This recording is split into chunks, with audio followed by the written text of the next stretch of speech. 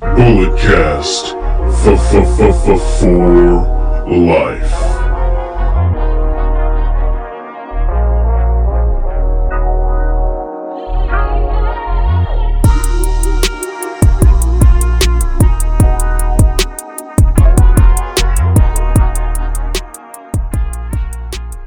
Hey, what's going on, ladies and gentlemen? You know who I am. I am a California classic. I'm the X Factor. I am a microphone messiah.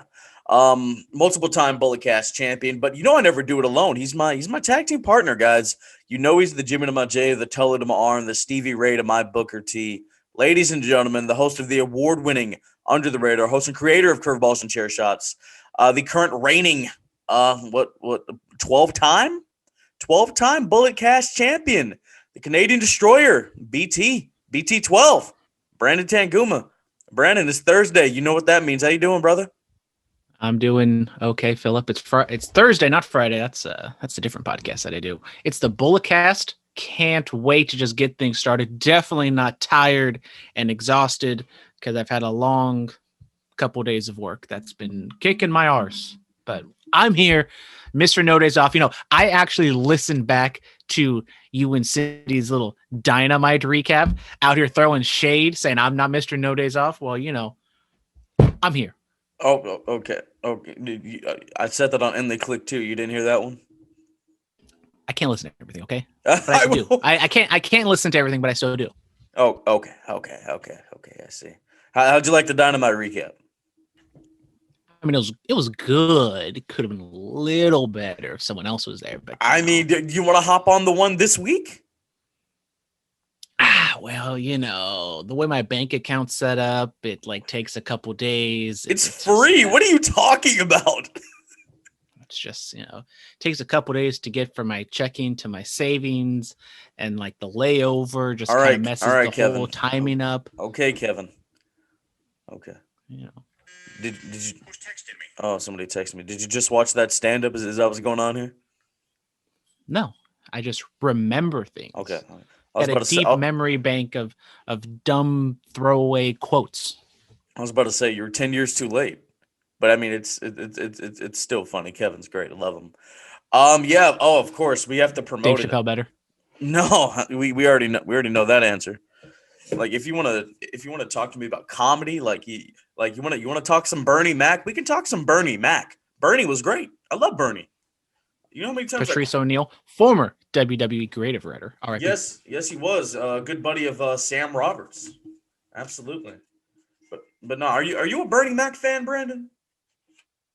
Of course, I'm a Bernie Mac fan. I still remember I was in Las Vegas the day Bernie Mac died. R.I.P. R.I.P. One of the greats, man. I love Bernie. I quote Bernie daily. You know, we got it promoted. HD for Life, teesprings.com. Go follow them on Twitter and Instagram, hd.4.life. Designs, Get Her Done 1 and 2, Hurry Up 1 and 2, Mr. Sapa 1 and 2, H-Dog, Mother's Love, King H-Dog, H-Dog Dash, Get It, Mr. Pimpin', HD for Life Americana, Common Sense, Soldier H-Dog, Life Safety, HD for Life Safety, Lily's Love, HD for Life, Orange and Pink, Softball Life, Reunite Generations, Little Rena, Little H-Dog, Explode, X Quality 1, or Show Quality 1, 2, and 3. Drinkware, fanny pack, socks, hoodies, t-shirts, sweatpants, tank tops, face masks, tote bags, pillows, mugs, beach towels, posters, blankets, phone cases, stickers, so much more. Guys, come on. Summer is right around the corner. It's basically here. You know, it is basically here. We're all out there getting vaxxed and waxed. We're going to the gym. Brandon's been in the gym. You know, we're trying to lose the COVID quarantine weight, trying to show off our guns and our 24-inch pythons, brothers and sisters. Go to teesprings.com. Do it. Please do it for me. Do it for the show. Come on, guys. HD for Life. Get you some tank tops. You know, ladies, if you don't feel like carrying your big-ass purses, get a fanny pack. You know, you want to decorate your room a little bit. They got sheets. They got pillows. They got pillowcases. Do it. Do it, Brandon. You know, I don't know what the bed setup is like in there. But I mean, if you want, you can clearly see it. Look, it's just basic. This just is basic, you know, black stuff from Amazon. Yeah, I mean, I got the basic black sheet set as well. But I might want to liven it up, you know, in case I have a lady friend over or something. Might want to liven it up, bring some color into the room that's not just me because of the pigmentation. But yeah, guys, HD for Life, teesprings.com. Do it now, please.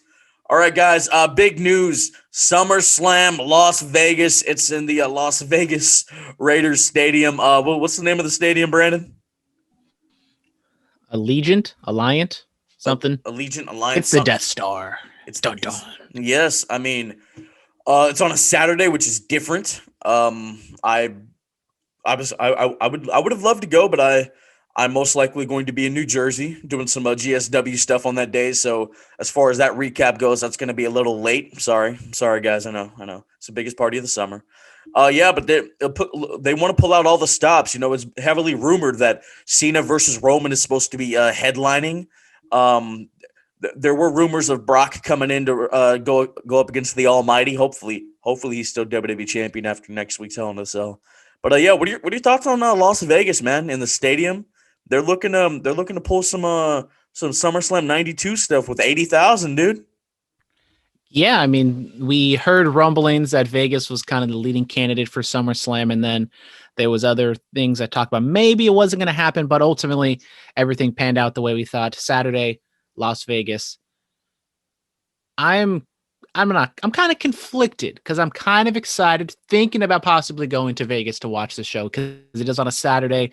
Definitely helps out with the work schedule a little bit better, but also I'm not enjoying the WWE product all that much. Now, as you talked about, they are kind of looking at at SummerSlam to be like this year's WrestleMania with so many big matches set up. And it might be one of those things to where I wait to the last minute and maybe pull the trigger to go to SummerSlam, just depending on actually how the card looks like. Because I still got some Southwest points saved up from old Double or Nothing 2020 that never happened. Yeah, man. I mean, it's gonna be something interesting. I can't wait. I think they're gonna pull out all the stops, man. Because look, I had this conversation last night with Mike Miller, the president of Stockton Lodi Con, which that interview is going up tomorrow. I'm excited about that. Really great conversation. But yeah, man, look, WWE, this is just what happens. From Rumble to Mania, we get some really good, compelling storytelling. Sometimes, a little bit of the time. After WrestleMania, going into SummerSlam, it does dial down. It does. Money in the Bank just kind of gets interesting. It has been the last couple of years. And then, once we start getting into SummerSlam, once we start getting like a month and a half out, that's when stuff starts to really pick up. And then it goes down again. Survivor Series comes around. We do the whole brand warfare. We get some really good matches. TLC comes around. We get some bumps and people being spot monkeys and whatnot. Then we start gearing up for Rumble again. That's just the WWE cycle now. That's just the way it is now. And it's been it's been very bad.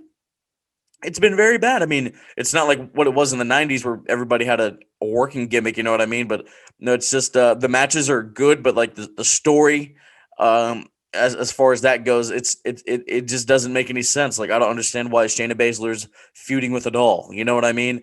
Why is Drew's losing his not cool factor, but he's just I'm tired of seeing him. You know what I mean? Like that kind of losing stuff. His dinosaur. Yeah. No, that's Jungle Dinosaur. Jungle Boy loses his dinosaur. Luchasaurus. Ha ha ha. But yeah, man, like that's just kind of the nature of the beast as far as WWE. Like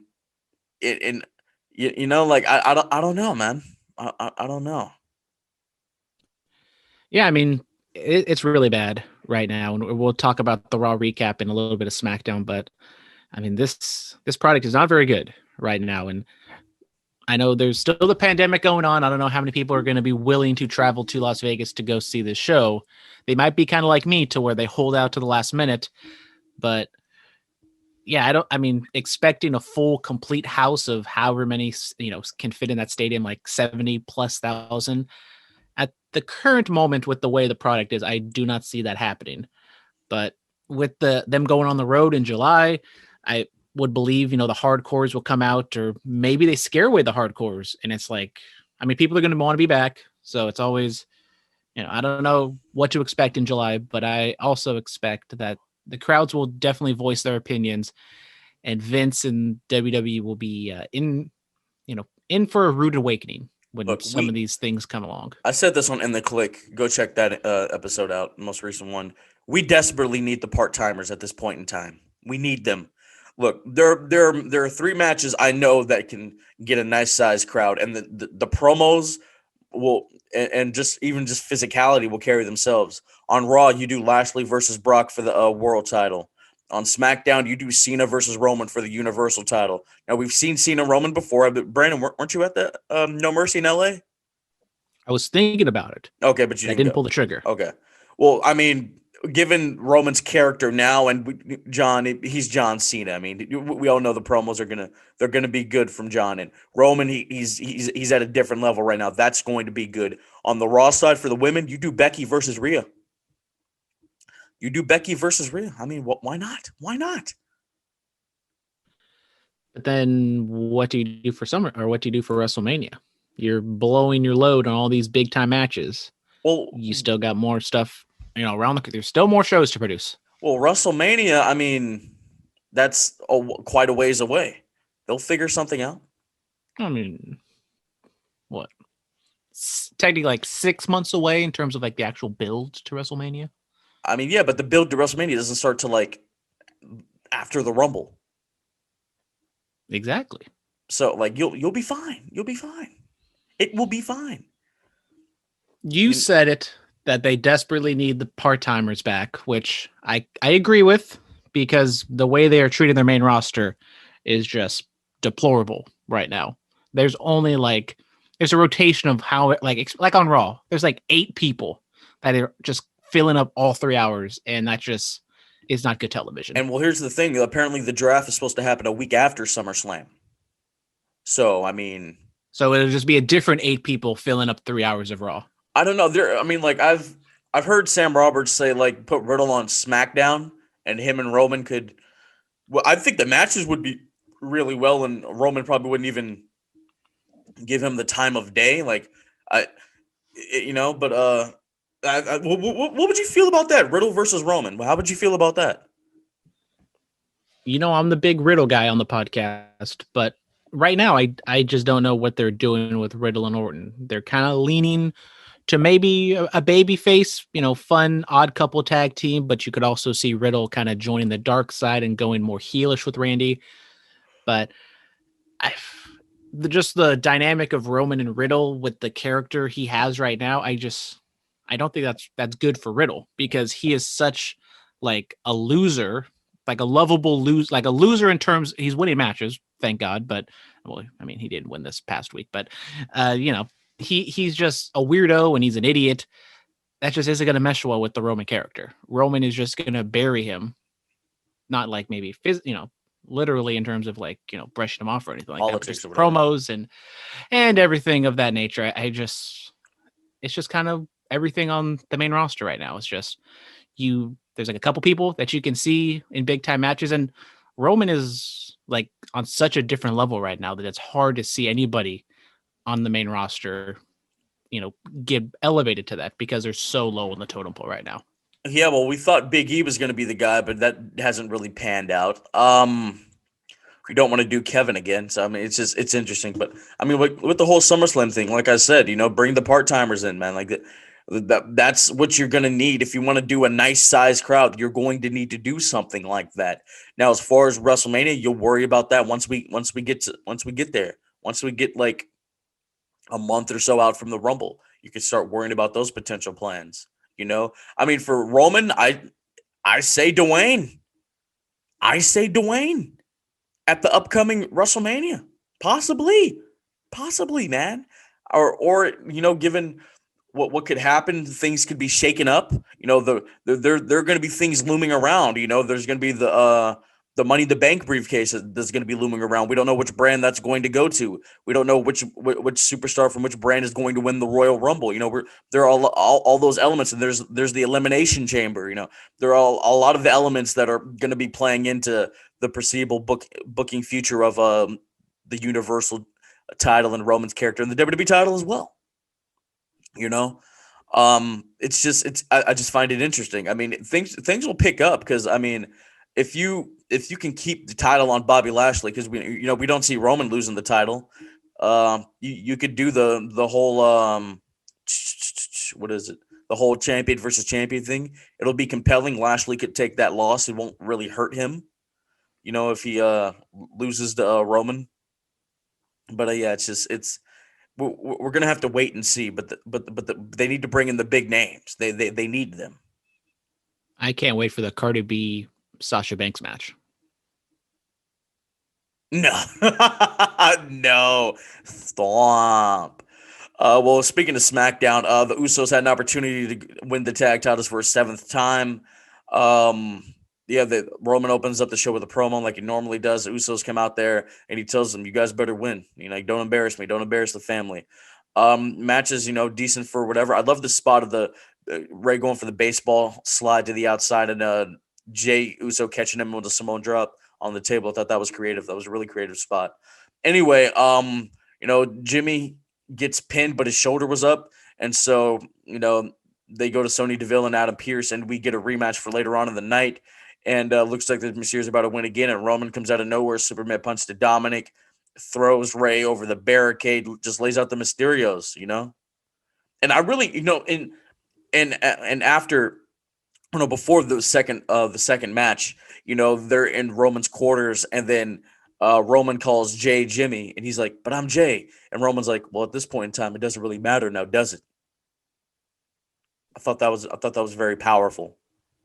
Yeah, it's the next chapter of the Roman Uso saga, and as I talked about, Roman is on a different level right now, and he's able to basically just beat up the tag team champions at will because that's what Roman does.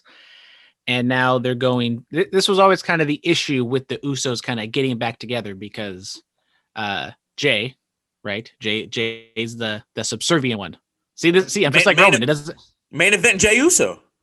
See, I'm just like Roman. It doesn't matter now because they're together. So, Jay was kind of on a higher level, and now Jimmy comes back, wants to win the tag team titles is like their goal. But like the way the tag team division is and the tag titles mean absolutely nothing, that he's getting pulled down to the tag team division level. And then Roman comes in, cleans house, does what the hell he does. And it's like, okay, what is the end goal here with the Usos? Because if Jimmy doesn't really want to like dethrone Roman, he just wants to have his brother win the titles. It's like, oh, I mean, okay, but that doesn't really do anything like for the Roman character. Well, what if Baby Huey said this last week on In the Click? What if Roman and Jay won the tag titles? I mean, that would be a great way to just destroy the titles and just say, Roman wins them and says, these don't mean anything, and just tosses them in the garbage, and we can just get one tag title back. Well, what if Roman like wins it with Jay, and then he goes up to Jimmy like, you couldn't do this? You couldn't beat them? Come on, man. What if something like that happened? That is completely possible. I mean, because the reports are that Ray versus Roman at Hell in the Cell is going to be happening, and I'm all for it. I think their styles will mesh well together. Yeah, I mean, Ray is quick enough to be able to still create movement like he could. He's so small and he's so good at selling that he can create sympathy for him. So it'll be an interesting matchup for sure. Because, I mean, have we ever seen them really wrestle before? Because they've always been baby faces. I think early Shield days when Ray was still with the company back then, like in like some 6-man tags or something possibly. Yeah, so I mean, this is almost kind of like a first-time matchup, and in WWE's case, this could be much bigger than this could be a lot bigger, but it's just going to be on a couple weeks build, thrown on a pay-per-view. Yeah, well, what are you gonna do? All right, outside of the ring, Vice is going to be airing a China documentary on the 17th of this month. Is that correct? No. I believe so. Yeah, it's separate from Dark Side of the Ring. It's footage from like the last year and a half of China's life. It's been 5 years. That's crazy. That's really crazy. Yeah, I mean, I'm gonna watch. Because China, that's always an interesting topic. She was an interesting character, very dynamic character for her time. Oh my God, I'm getting a call from Walterboro, South Carolina. I don't know who's there. But yeah, man, what are your thoughts on this China doc? This is the first you're hearing of it, or? I believe this is the first I'm hearing of it. It seems interesting. China's, a big figure in the wrestling business, but because of her because of everything that kind of surrounds her post wrestling. They never, I mean, obviously she didn't make it to the Hall of Fame until she was kind of thrown in there with DX, that she never really got like her just doing her time to really shine and tell her story. Now, the beginning, early years, and I mean, honestly, the entire China story is so sad that this documentary might be a tough watch, especially if they kind of show footage of her and her, over in Japan or China. She was over in some Asian country teaching English to kids, and Yeah, she was in Japan. Yeah, she was living like good. Obviously, she still had some drug issues, but I mean, this is probably gonna be a tough watch, to be honest. Yeah, it is. Shed a couple tearskis. Lio Rush, the man of the hour. He was the Joker in the Double or Nothing Casino Battle Royale. He has just retired. He has a pretty severe shoulder injury. Yeah, man. What are your thoughts on Lio Rush hanging him up? I mean, we this is wrestling. We know how retirements work, but yeah. Yeah, we know retirements work. You say one thing and you get a nice paycheck and you'll come back. But I believe he's 26 years old. He has a family. He injured himself in the Battle Royal, as you said. I mean, it sucks to see. He was doing like really good work after what he did with WWE. Kind of people were down on him because of the backstage antics and everything kind of surrounding him in that company. But he was able to grow and do some really good things in GCW last year. Came on New Japan Strong and did great things over there. So, he's going to finish out the contract once he gets healthy. So we'll see Lio Rush a few more times in New Japan. But I mean, after he left WWE, I believe he kind of teased this. So it's not like this wasn't a complete shock to me, because I remember when he was released from WWE, he like almost kind of either hinted at or outright said like he's done with wrestling. So for him to come out and say this, I know, injury, and he might already been leaning this way, and just the injury just put him over the top. Yeah, I mean, have you seen the X-ray? I have not, but I would assume it's kind of gnarly. Oh god, it does not look pretty. Greg Hamilton, WWE ring announcer, he threw this out on Twitter. Wow, unreal if we didn't, or wow, unreal if we all didn't have our own lives and families to take care of. I might just pretend I gave a, on behalf of the wrestling family and community who work for a living, on to the gym with an eye rolling emoji. Deleted tweet. As I said, Lio Rush did not have the greatest reputation in WWE, so it's not a surprise that someone in that company did not have positive things to say about him. Yes. Peter Rosenberg, Real Late. The Real Late album dropped last week. I listened to the whole thing in its entirety. It's about like 38 minutes, I believe. Brandon, I asked you to listen to just a little bit of it. How'd you like Real Late with my boy Sweet Peter? So when you say it's a Peter Rosenberg album, I was like, okay, he's gonna like actually be rapping, and it's gonna be. I've never heard anything from him musically, so I didn't know what to expect. But he produced it. He's not the rapper. He's not like singing and doing everything on it. He's just like the producer and all these things, and it definitely has a New York vibe. Which, I mean, it's not exactly my thing, but for what it was, I thought it was a lot better than what I thought it was going to be. Yeah, man. I mean, you get like Method Man's on this, Ghostface Killer. You know what I'm saying? I mean, like, hopefully the copyrights don't come. But I'm gonna play this little snippet real quick. This one's called Snake Eyes.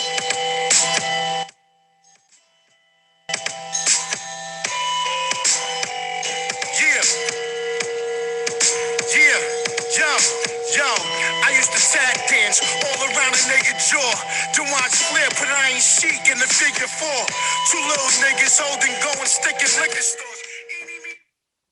Bruh, tap dance on a you know what's jaw to watch Ric Flair put iron chic in the figure 4? Come on, bruh. Ghostface Killer, love that dude, man, love it. Yeah, I mean, Real Late. It's 36 minutes. It's digestible. It's cool.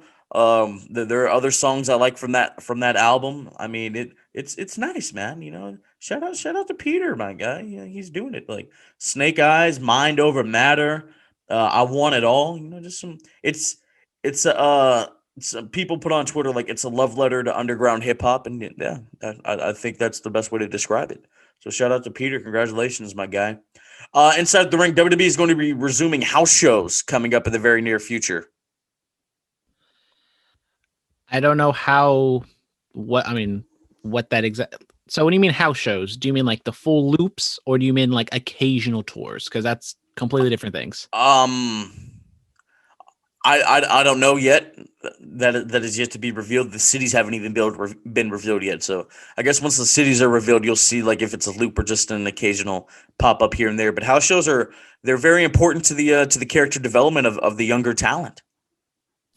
Yeah, I mean, house shows are not what they were. They're kind of better, but then also kind of worse in some aspects because people are so smart that they understand what house shows are for. But like in this pandemic era, wrestlers are not getting reps, and realistically, like maybe in a month, they only have like maybe a half hour of ring time, which is just kind of crazy to see. And I mean, don't get me wrong, like WWE wrestlers are still like fantastic and super talented, but I mean, to like, get the ring rust and kind of get in the flow of things and to develop your character and like kind of work with things.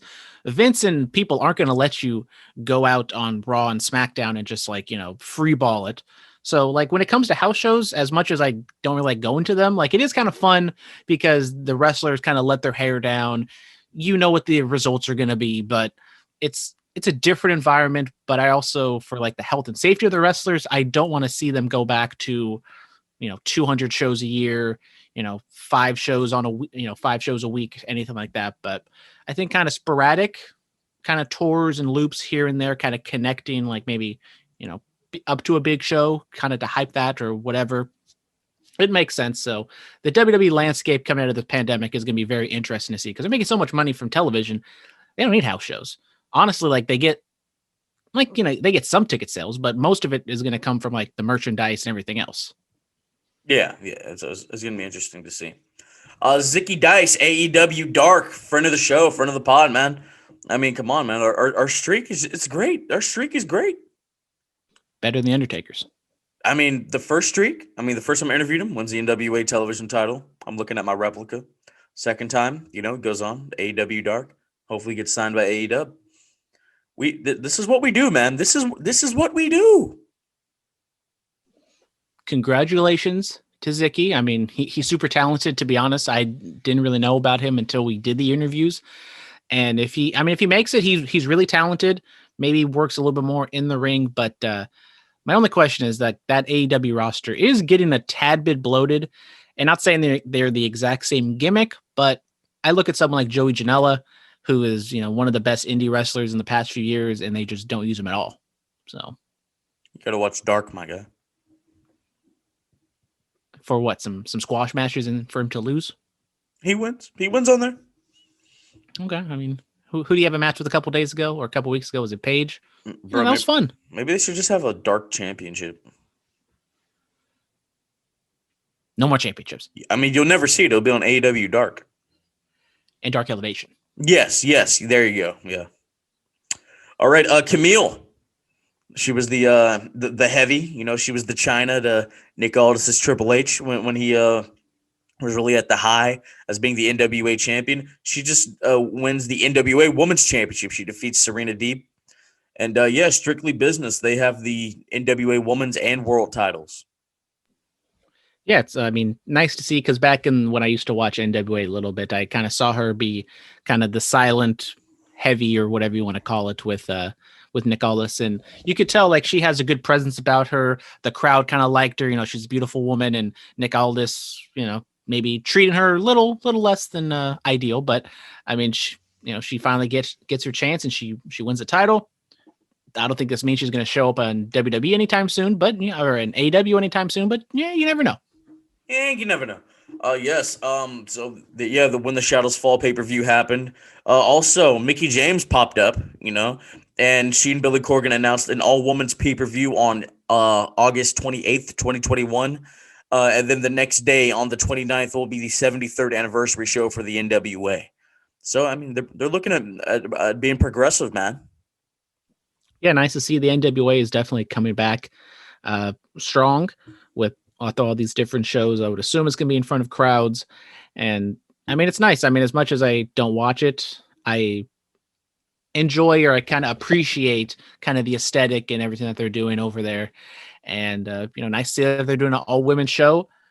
I'm not going to, it's not pandering by any means. I wish WWE would do the all women show at least once a year because they were like, oh, this is great. Evolution, everything like that. This is going to be a thing. And it never happened. Again. Yeah. Again, baby. That's my friend, guys. Chris Jericho. That's my friend, guys. Yes, Jacob Fatu just celebrated 700 days as the MLW champion. He won it on July 10th of 2019. So 701 days as today of this recording. Obviously the pandemic had a lot to do with it, but hey, man, that's nice. Good for him. Yes. This Saturday, I believe, Saturday or Sunday, Kenny Omega defends the Impact Championship at against Moose at Against All Odds. We all know how this is going to go. Moose, new Impact champion, baby. Okay, we'll see. This day in wrestling, World's Greatest Tag Team had their debut on SmackDown in 2003. Charlie Haas and Shelton Benjamin. Ted DiBiase, the $1 Million Man. His second book was released on this day in 2008. He will be at Lodi Con for you people. Go meet Ted DiBiase, guys. Go meet the $1 Million Man. Go meet the Hall of Famer. Yeah. The Revival wins the Raw Tag Team titles on this day in 2019 on Monday Night Raw. Harley Race wins his 7th World Championship on this day in 1983.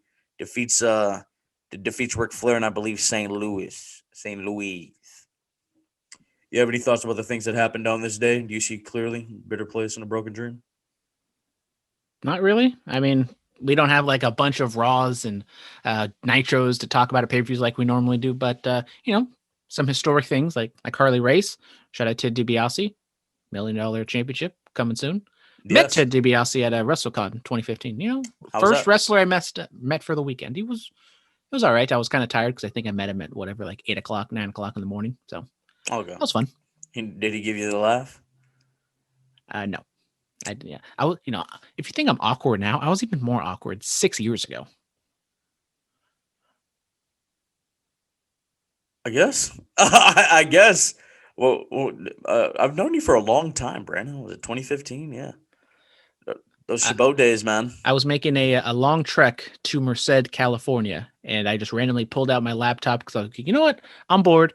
I'm going to go through all my photos. Not all my photos, but I went through some of my Chabot photos, and there might be a Philip Antoine sighting in the Chabot television studio in some of those pictures. You might have to send me those, my guy. Maybe. Do it today, please. I want to see them. Maybe Mex Mendoza's in them.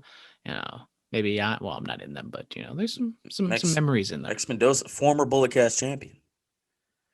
That's the greatest accomplishment of his life, too. The guy nowhere to be seen.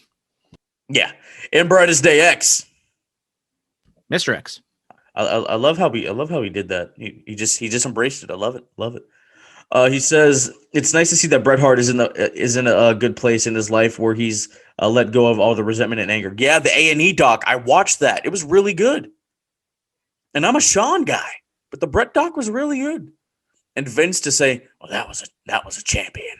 His credibility, his star power, that was a champion. Yeah.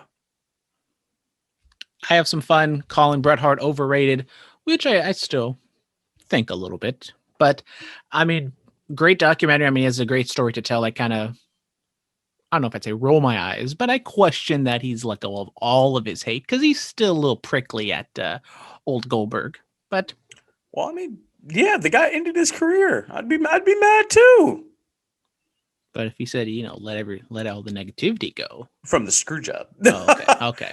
Just making sure. Speaking of that, in Brightest Day X, that being said, the Montreal screw job has to be the most talked about moment in pro wrestling history. After hearing so many stories about it, and whether you agree with what Vince did or not, the one thing I kept taking away from it is this: was he really that scared that Bret would actually keep the WWF title and show up on WCW TV with it?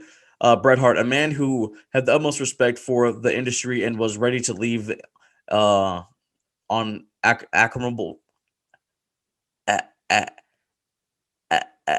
on good terms. I'll just say that. I can't speak right now, guys. Until the match ended until the match ended the way it did. Plus the fact that McMahon agreed to the DQ finish with Hart dropping the belt the next night on Raw. I don't know that idea always bothered me about the whole situation. Now, look, Vince did what he had to do, man. You know, Have we ever talked about the screw job on here? I would assume we've done it at least once. two like one or two or three or four more, me or more. That's a J Cole bar for all you guys. Big J Cole fan out here. Yeah, look, look, we've said it time and time again. Vince did what he had to do. That's just my stance on it. You know, a guy trying to leave your company with your property, even though he's your champion, it's still your property. Yeah, Yeah. I mean, the screw job is like such a complex and, you know, what could have been type of situation. I mean, it's been delved in depth so many times that it's almost kind of just tiresome to talk about. But I mean, even like to this day, where I've seen so many documentaries and I've seen all sides of it, I still don't exactly know whose side I kind of fall on because Brett, Brett doesn't like Sean. He doesn't want to drop the title to him, but it's like, okay, Brett, like I get it. You want to go on your own terms, you want to do your thing, but just get it over with. I know you got pride and everything like that, but just do it, And then Vince kind of going back on his word, doing the whole screw job thing. There was, no one really looked good in this situation, I'll say. yeah, it is what it is. I just see that the authors of pain. Do you remember those guys? They deny retirement. That's interesting. Miss Bryce actually gives us two more. Really sad to hear about Lio Rush retiring. It felt like he was finally starting to gain momentum. Who knows what the future holds, though he will be fulfilling his contract with NJPW when he's healed. Not to mention, I was working on some design stuff for him, which I don't know will see the light of day. If he does stay retired, I wish the man of the hour all the best. Yes, all the best going to the Moth. And he also says, we know that Tommy End will be a huge star no matter where he goes. What about Murphy? Where do you think he'll go first? I'd like to see him show up at NJPW Strong. Also, could we see Braun as the Bruiser Brody type in NJPW if he decides to explore the waters outside of WWE? Indie promoters have already been hitting up Braun. He wants 5 figures. Murphy, I said go to that X division, man. Go to that X division. Him and Josh Alexander, him and TJP. I think Chris Sabin still does work right there. Alex Shelley. I mean, there are so many matches he can have. And reports are going around that people in WWE feel that Alistair was wrongfully terminated, which we can talk about that. But reports are going around that they're trying to get him back ASAP. It could happen, but just like looking around and Alistair, it's such a stop and start push for WWE for these last few years. Like, do you really want to go back and, boy who cried wolf situation and then just go right back to where you were? Murphy and Braun were both two guys when I looked at the people getting cut that I thought they were like the two standouts of like AEW probably shouldn't sign them. Each talented in their own right. But for like Murphy going to AEW, I think he would just kind of blend in. But going to a New Japan and Impact and ROH, being kind of a bigger fish in a smaller pond would definitely help him. And no matter where he goes, he's a fantastic wrestler. I'm still not exactly sold on his character and his mic work, but I am open to be impressed by him. And then Braun, it's just a matter of what does he want to do? He has a great look. He's a big dude. He could act. He can do strongman stuff. Or he can go back into wrestling and just, cash in on the WWE cachet for 5 figures, which I think is, I mean, I don't know what indie prices are, but that seemed a little high. But yeah, I'm really excited to see what Braun can do. Not in terms of like wanting to see it. I just want to like know what's his headspace at and what he wants to do with his life. What do you think his name's gonna be? Probably just Adam Schercher or whatever his last name is. Just Braun. Yeah, that probably makes sense. Oh my God, it's Braun. Yeah. Surprised they never took his last name out because they just always just called him Braun, and his whole gimmick was yelling Braun. Yeah. Brandon, what happened on Monday Night Raw? Well, some things happened where you didn't even put on the script the biggest thing that happened, which I'm just going to go full into it. Shayna Baszler was attacked by a doll. She stomped a doll. We had like 3 different camera angles of her stomping a doll. I didn't even see it, bro. What? She was attacked by a doll? I mean, Phillip, you have a pro wrestling podcast, one of the top end pro wrestling podcasts, and you did not see arguably the worst segment in Raw history? Shame on you. Shame on you. Bro, hold on, let me look this up, bro. Keep talking about this. I mean, if we're going to be frank right now, I'd be honest, I didn't see a single thing of Raw. I mean, I just watched the last segment and that was it. Listened to my boy Wade Kelly recap it, and here we are. But anyways, yes, Shayna Baszler, she gets the Ultimate Warrior or the Hulk Hogan Ultimate Warrior treatment, and for some reason she runs around the backstage area, and then she goes into a room that just happens to have a camera person in that exact room waiting to film her walk through the doorway. I mean, just WWE backstage has camera people all the time. Spectacular filming. I mean, but the fact that the person was in that room, the exact room that Shayna Baszler was in, do they have just camera people everywhere in every single room? I mean, I know it's a smaller college arena, but still, that just seems a little too convenient for my liking. And Speaking of the Thunderdome, somebody stole something out of that. You heard about that? Apparently someone stole the title or something. It looked like probably like a Raw tag title, or maybe it was the NXT North American title. It looked to be like a reddish color. Well, I would assume the North American title will not be anywhere near the Thunderdome, because NXT doesn't go there. They're at the Capital Wrestling Center. Got to get your acronyms right. Yes. I'm watching this segment as you're talking about this. This is interesting. So I will say this segment was completely stupid, ridiculous, maybe bad, maybe good in all the worst ways possible. But I will say Shayna Baszler's acting was not atrocious. She played it to what she was supposed to be. She played it well. I'm actually compelled by her facial expression. She kicks the mirror in, the shards of glass, the dolls behind her, and she gets it. Bro, like, come on. I mean, come on, guy. Like, we're doing some Chucky stuff. That's all we're doing. So we're just going full bore late 90s WCW. We're doing the Ultimate Warrior in the mirror, and we're doing Child's Play. Yeah. We're doing Chucky versus Rick Steiner. That's basically what we're doing here. Yeah. I mean, just two of the greatest storylines and angles of all time. So I understand why it main evented the show. So there was a WWE contract signing, right? I believe there was a WWE contract signing between Lashley and Drew.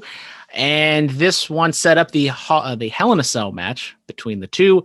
And if Drew loses, he is no longer able to challenge Bobby Lashley for the WWE Championship. I mean, I would have. This feud deserves a Hell in a Cell match. Would you not? Would you say so? It is the one feud that actually deserves it. Yes. Not because it's on fire and it needs it, but because it's the end of the line, which is usually what a Hell in a Cell should be. So WWE's doing good things here. I mean, Lashley cost Drew the title back in February. Lashley got the title from Miz. Lashley beat him at WrestleMania. Lashley should beat him in the Cell, because the Almighty. He's just hitting a new stride. The suits are great. The being accompanied by MVP and the beautiful women is great. I mean, it's just great stuff. It's just great stuff, man. Yeah, Lashley's doing really good. Drew kind of running on fumes at this point. He's definitely cooled off. When fans come back, I think he'll get a good pop. Not exactly like the best if he was from last year, but Drew in this segment specifically, I think could have been a lot better in kind of being his own defense attorney and talking about how Lashley never really beat Drew. He had the distraction at WrestleMania and the cash in, and he pinned Braun, he didn't pin Drew and everything like that. But it was okay. It wasn't exactly on fire or anything like that, but it was just your straightforward contract signing. And then Drew, didn't he take the sword and just whoosh-a right through the middle? Yeah, I mean, unless he's gonna. So we got a sword and a doll.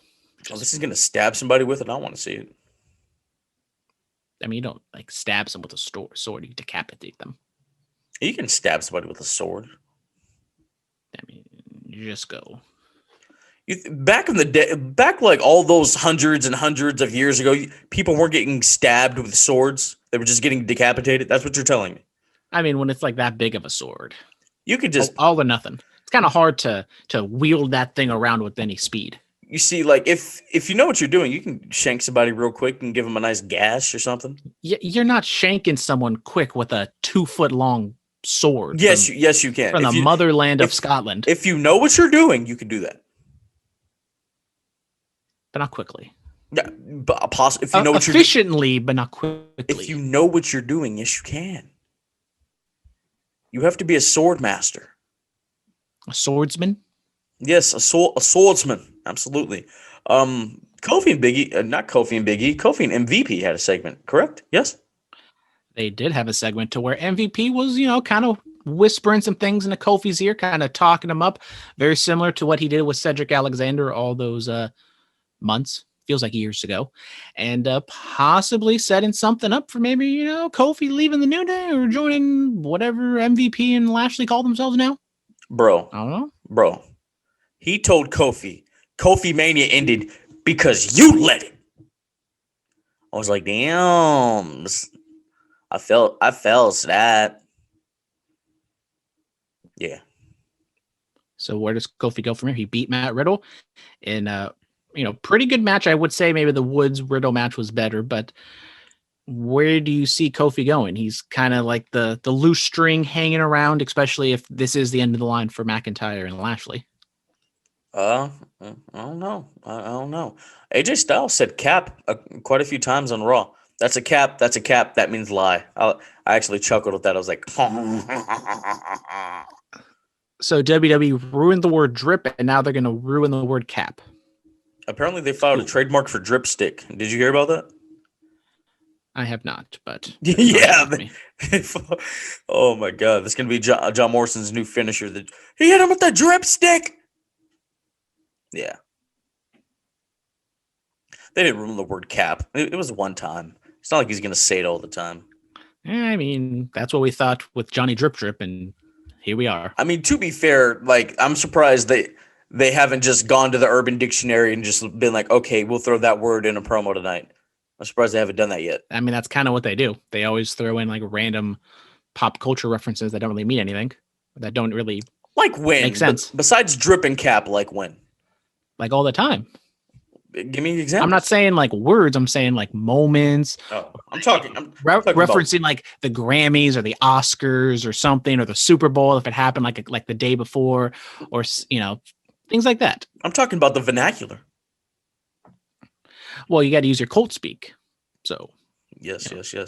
Apparently, drip and cap is eked his way into the Colt language of the WWE universe. Yes. Oh God, Brandon, do you have a favorite Ebonic word? Huh? Do you have one that makes its way into your repertoire every once in a while, commonly? Yeah, I don't know. Probably. What? Like what? Like what? I don't know. Let me know. Well, I can't think of it off the top of my head because I just say it. I can't, think about it. I just say it. Like you and Dominic are sitting down having a conversation, and I mean, is it cap? Like, bruh, stop the cap. Like, are you doing that? That is one word that I don't really say a whole lot, and actually, I learned it last year, which I was like, "What is that?" And then I felt really old because my brother and his girlfriend looked at me like I was an idiot. But it's okay. Bro, you know what I mean? Like I be feeling old too. I be feeling it's okay. But now that I'm on TikTok, I know all the trends because we're gonna get into the thick of it, right? Into the thick of it. What is going on? I'm receiving a phone call. Tell me what happened with Eva Marie. Well, Eva Marie is going to return next week. And rumors and speculations have it that possibly she could have a heavy alongside either Mercedes Martinez, maybe Piper Niven. But the Evolution arrives next week. It does. I'm excited. I love Eva. I had to reject the call. I love Eva Marie. She's a bombshell. Like I said, I thought they should have put the title on her when she was around the first time. It's going to be very interesting to see what happens. Oh yeah, give her a heavy. Why not? Yeah, I thought they should have done that her first go around. Possibly, but I don't exactly know what to expect with Eva Marie. I'm a little kind of troublesome by how the women's division is kind of taking shape, where they're kind of like going back in time to like the Divas era kind of. But I mean, I'm not going to poo-poo it until I see it. She character-wise, I think she's fantastic. You know, I think she understands who she is and how people perceive her. But then the problem is this is a wrestling show. She's got to get in the ring, and that's when the issues arise. Bro, hey, we don't know what she's been doing these past couple years. Like we don't know. Well, I mean, she's on Instagram. She's been Well, working I'm out. talking She's about like like a with partner. the ring, the in-ring aspect side. We don't know. Oh, okay. She could surprise us. So in her maybe athletic prime, when all she did was devote herself to wrestling, she was maybe, you know, the worst wrestler we've seen ever.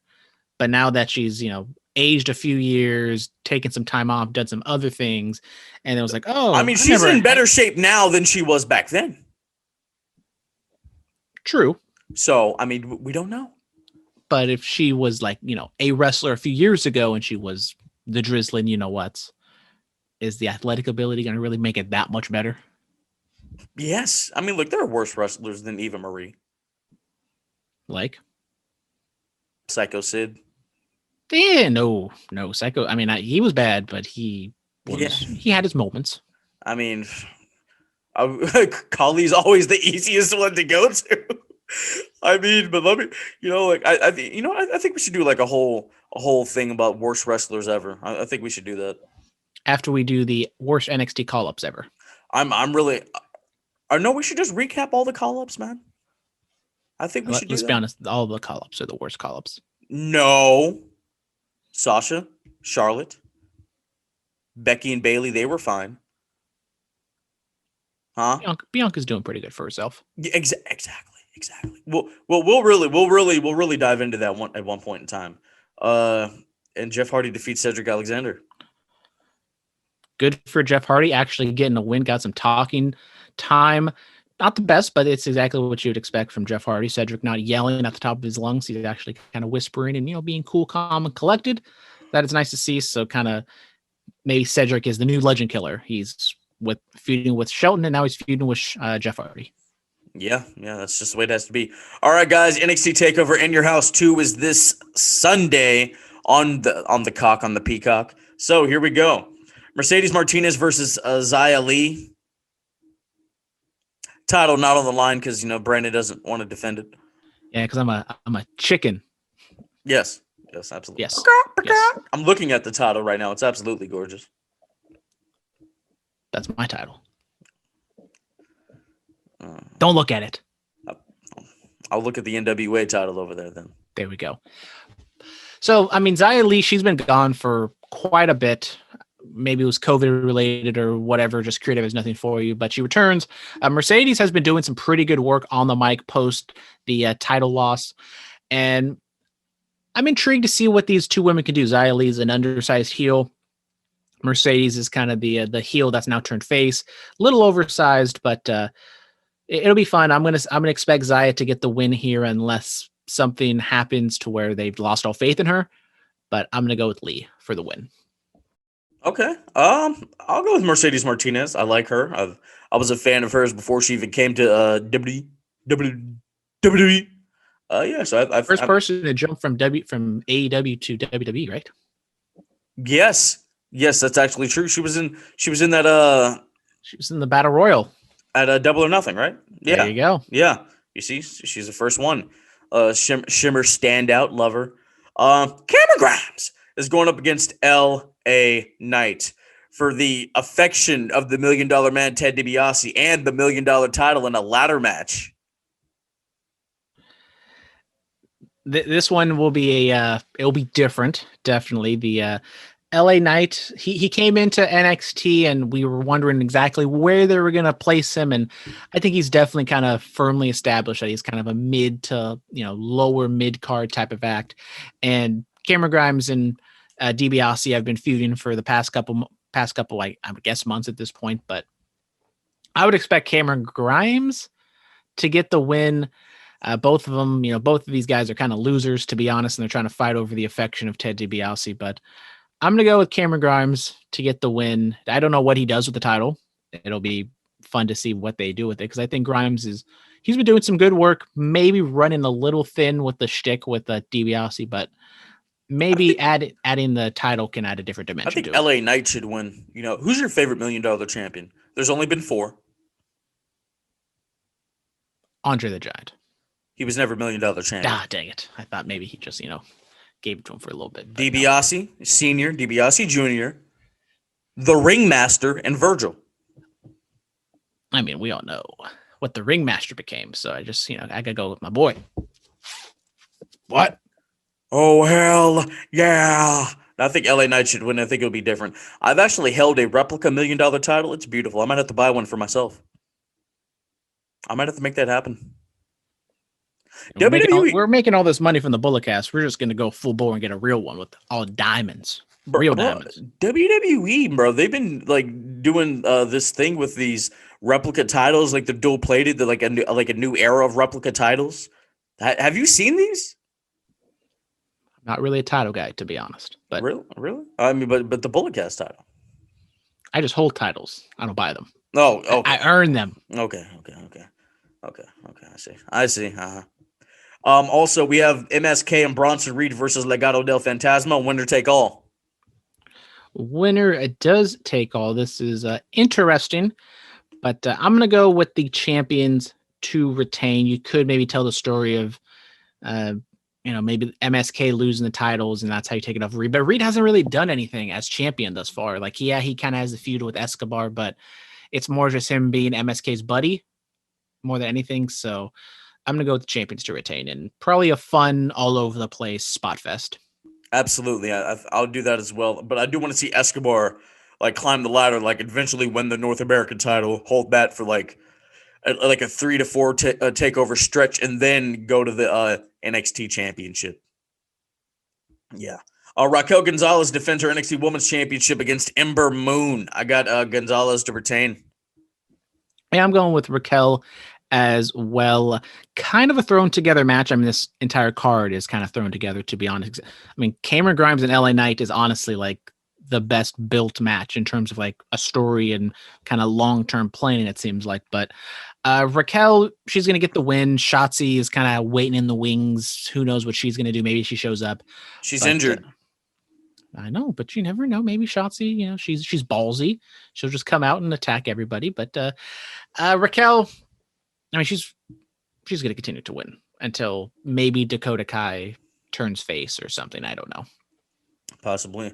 All right, as for the NXT Championship, Karrion Kross defends against Kyle O'Reilly, Pete Dunne, Johnny Gargano, and Adam Cole, baby. Kross is probably going to retain. I would love to see Adam win it. That would be great for the brand. Yeah, but Karrion Kross. This is kind of the worst example of multi-man matches, just because, I mean, there's 5 people in this match. None of them are, I mean, there's no real story to it. They're just kind of thrown together because Adam Cole interfered in a match, and now everyone's thrown together in this title match. Should be fun. I mean, there's so many bodies. It's going to be very chaotic, and I'm hoping they don't do a 40-minute match just for the sake of doing a 40-minute match. I'm going with Kross to retain. Maybe Cole splits off with O'Reilly again or something or another, but these are the top 5 male contenders, male wrestlers in NXT. And none of them, at least the 4 going up against Kross, don't really intrigue me. I think Kyle O'Reilly has potential, but I don't like the gimmick he's playing right now. Adam Cole, much better fitted as a face, but they're making him a heel, which I don't understand why. Don't fight the tide on this. But I'm going to go with Kross to retain, and the easy pick to take the fall would be Gargano. But maybe they tell a different story with someone else. I don't know. Absolutely. Oh,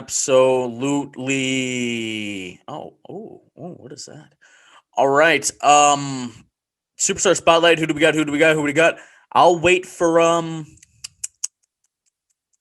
Takeover. Absolutely. I'm going to give it to Lily, because Lily, she played her role perfectly. There we go. The first doll to ever win a Superstar Spotlight. Oh, my God. Congratulations, Lily. Promo pick of the week: Adam Cole challenges Pat McAfee, August 12th, 2020. This is babyface Cole at his finest. Yeah, I mean, as I said, Cole was a babyface for like a short period of time, and he never even really had a face turn. It was just Pat McAfee just beat him up, and now we're supposed to cheer for Adam Cole, even though everyone's always cheered for Adam Cole. So, yeah, I mean, this kind of shows the fire and the pro mobility that he has. And if Adam Cole could go to AEW or just go to WWE and be the guy, he could be the guy, but he's short. So I don't know if that's going to happen. Keep going. Tell us about our match pick of the week. Well, our match pick of the week is Phillip calls away. We're going to stay in NXT as we will go to Takeover War Games in 2018 at the Staples Center. Your boy was there. Might have been drunk as a skunk, but that's neither here nor there. A singles match between Aleister Black and Johnny Gargano takes place. Just a straight up singles match, no title on the line here. And I absolutely love this match. This was the favorite of the night for me personally. And sitting on the floor, two rings, and it was on the far ring, so I could barely see what was going on, but I was still invested, still, into everything. Just kind of shows how great of a match this was. And also shows how great Tommy and Aleister Black can be. Absolutely, man. 100%. I just watched it. It's still great, man. I mean, all the knees and whatnot. I mean, he was on a different level, man. I remember when he won the NXT title. I was like, okay, all right. And then I remember the spoiler that Ciampa won it because, NXT was taped weeks in advance at that point in time. I was like, really? And then you seeing how he because back then I didn't watch NXT on a weekly. I mean, I still kind of don't watch it on a weekly basis. I was only really messing with the takeovers back then. But when something really interested me, I was like, okay, well, let me check that out. And then so to see that and Johnny Gargano kind of play the heel role, and it was just fire. It was awesome, man. I loved it. It was great. Yeah, that's going to do it. Follow us on Twitter at Bulletcast, Instagram the Bulletcast, YouTube the Bulletcast. Yeah. Is that right? Twitter, Bulletcast, Facebook, Bulletcast, Instagram and YouTube, The Bulletcast. Email the Bulletcast2 is the number 2 sweet SWET at gmail.com. 104.7 FM KAPU in Watsonville every Friday night from 11 p.m. to midnight. iTunes, Stitcher, TuneIn, iHeartRadio, Anchor, Spotify, Patreon. We're all over the damn place. Guys, really great interview with Mike Miller is coming out tomorrow. It's a great conversation. Brandon, did you check out the Scott Brigante interview? I mean, of course I checked it out, Phillip. What was your favorite part? The favorite part was when Phillip asked this great question about if he had the ability to promote any single match from any era, what wrestlers would he take in to promote? And what was his answer? I mean, it kind of just doesn't dawn on me because I'm just kind of starstruck, and you're a terrible liar. You are a terrible. I don't know liar. Exactly. I don't know what you're talking about. You're terrible. It's been a long day. I'm stressed out because of work. I know you asked a question, but I just kind of forgot. I was like, what if you could bring in anybody from any era, who would it be? He said Funk. Said Terry Funk. Oh yeah. Not Terry Funk, but Dory Funk. No, Terry Funk. Oh, dang it. Yeah, you see? Yeah, you're terrible liar. Yeah, Mike Miller's great. We talked about, him starting conventions, being an integral part of APW running the Cow Palace, him being a manager and whatnot, going through a table. It's a great conversation. Yeah, guys. And we'll be back Sunday. We will be back Sunday for was that Takeover in your house, right? Yeah. Yeah, that's it. Stay clean. In your house too. In your house too. Stay clean, stay strong, stay safe, stay quarantined. Get vaccinated. Well, you don't have to even say quarantine anymore. Just stay clean, stay strong, stay safe. Get vaxxed and waxed. Diamonds are forever. So is the microphone Messiah. Talk to you guys later.